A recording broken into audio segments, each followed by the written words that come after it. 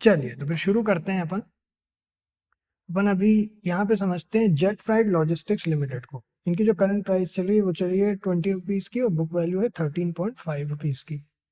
Petros की score है 6 का। ये जो जेट फ्राइट लॉजिस्टिक्स लिमिटेड है, ये लॉजिस्टिक्स सर्विस प्रोवाइड करते हैं फ्राइट फॉरवर्डिंग सर्विसेज के साथ में, जैसा कि नाम से ही क्लियर है।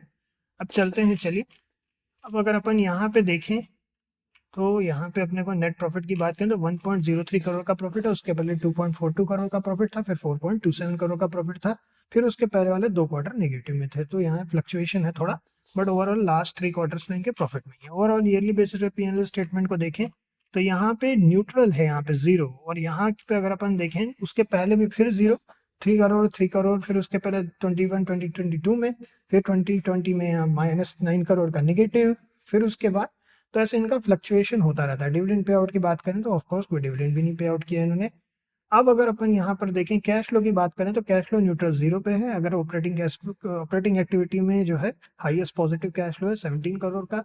Cash from investing activity -6 crore का है। Cash from financing activity -11 crore का है। अब अगर अपन शेयर होल्डिंग पैटर्न की बात करें तो 69.91% की, यहाँ पे 50.92% की, यहाँ क्वार्टरली बेसिस पे पहला जो सितंबर 2021 में वहाँ 69.66%, 69.91%। बट अपन यहाँ लेटेस्ट देखते हैं 50.92% की प्रमोटर होल्डिंग है और पब्लिक होल्डिंग है 49.09% की। अगर अपन होल्डिंग की बात करें तो एक इंटरेस्टिंग बात है, 73.36% से कम होते हुए ये 50.92% हो गया। 2017 से आते आते 2024 तक इन्होंने अपनी होल्डिंग गिरा दी है और अच्छी खासी गिराई है। तो ये जो है ये थोड़ा सा सही साइन नहीं है, बट लेट्स सी। चलिए क्या है क्या नहीं है, फिर यहाँ चार्ट पे भी आकर के देखते हैं। चार्ट में जाने के पहले हमने यहाँ पे एक आर्टिकल आप लोगों के लिए यहाँ पे ढूंढा है। ये जो है ये इस आर्टिकल में ओवरऑल इसका कंक्लूजन ये है कि ये जो कंपनी है इसका प्राइस टू सेल रेशियो, अगर अपन यहाँ पर देखें, यहाँ पे जैसे प्राइस टू सेल्स रेशियो जो है वो मॉडेस्ट है, यानी उतना कोई खास ज़्यादा बहुत ज़्यादा अच्छा तो नहीं है।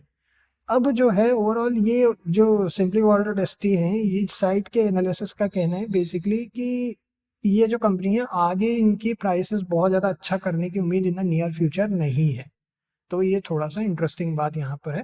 बाकी आज जरूर इसने 17.83% की अच्छी खासी रैली कर ली है, बट ओवरऑल पर यहाँ अपने को यहाँ दो बड़े बड़े ऑर्डर ब्लॉक रिजेक्शंस भी दिख रहे हैं। हम जो है 24 रुपीज़ के बाद ही कोई भी व्यू बना रहे हैं इसमें, उसके पहले हमें यहाँ पे कोई भी यहाँ पे सीन नहीं दिख रहा है। एटलीस्ट अपने लिए कोई एंट्री पॉइंट हम प्लान नहीं कर रहे हैं।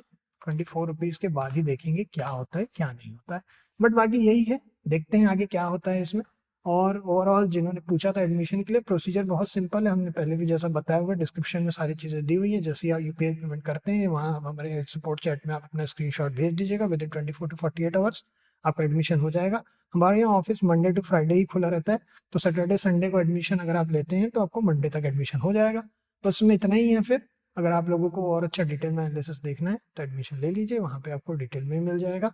बाकी ये कंपनी कोई खास ज़्यादा अच्छी नहीं है, तो इससे थोड़ा सा केयरफुल रहने में कोई बुराई नहीं है। 24 के बाद हम कोई वीडियो बनाएंगे, उसके बाद फिर देखते हैं।